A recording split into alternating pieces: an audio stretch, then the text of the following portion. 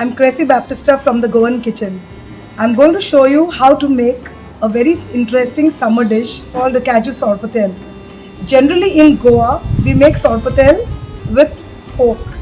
But this sorpotel is going to be made with the cashew apple and it's available only for a few months in the summer.